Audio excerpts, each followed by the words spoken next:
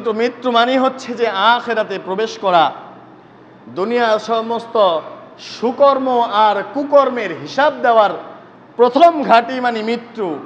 এই হিসাব করে মানুষ মৃত্যুকে চিনে না। যদি মানুষ মৃত্যুকে চিনতো যে আমার মৃত্যু মানে আমার হিসাব দেওয়ার পর্ব শুরু, আমার আল্লাহর আদালতের পর্ব শুরু, তাহলে মৃত্যুকে মানুষ প্রকৃতপক্ষে মৃত্যু বলেই বিশ্বাস করত। এই জন্য আল্লাহ তাআলা কোরআনে বলেন, ইয়া আইয়ুহাল্লাযীনা আমানু তাকুল্লাহ হাক্কা তুকাতি ওয়া লা তামুতুন্না ইল্লা ওয়া আনতুম মুসলিমুন।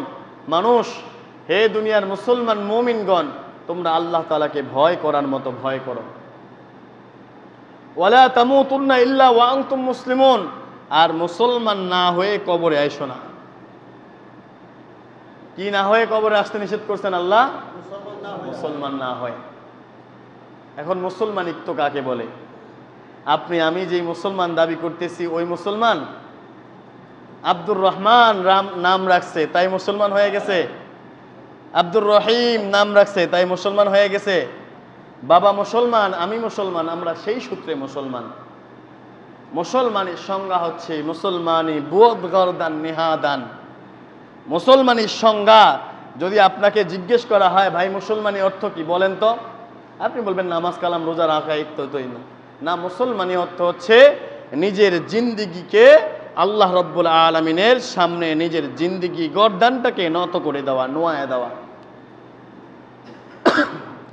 নিজের গর্দানকে আল্লাহ তাআলার সামনে নোয়ায় দেওয়া, মাথা নত করে দেওয়া। এর অর্থ হলো যে আল্লাহ, আপনি আমার উপরে যেই কয়টা বিধান জারি করছেন, যেই কয়টা আইন জারি করেছেন, যেই কয়টা সংবিধান আমাকে দিয়েছেন, আল্লাহ সবগুলোকে আমি মাথা পেতে নিলাম। এটার নাম মুসলমান। মুসলমানি হলো আল্লাহ যা বিধান আপনার উপর নাজিল করেছে ওই বিধানগুলোকে আল্লাহর সামনে মাথা ঝুঁকায়া দিয়ে বলা, আল্লাহ যা আমার উপর নাজিল করেছেন সবগুলোকে আমি মাথা পেতে নিলাম। এটা হলো মুসলমান।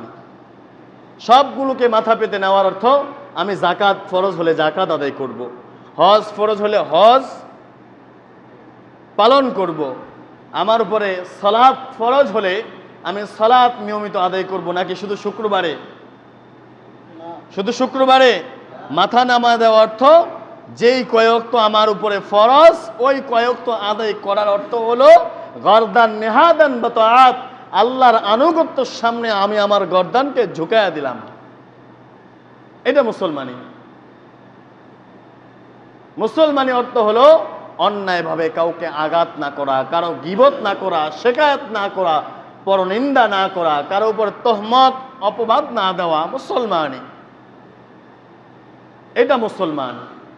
তাহলে মুসলমানের সংজ্ঞা হইল গর্দান নেহাদান বাতাআত।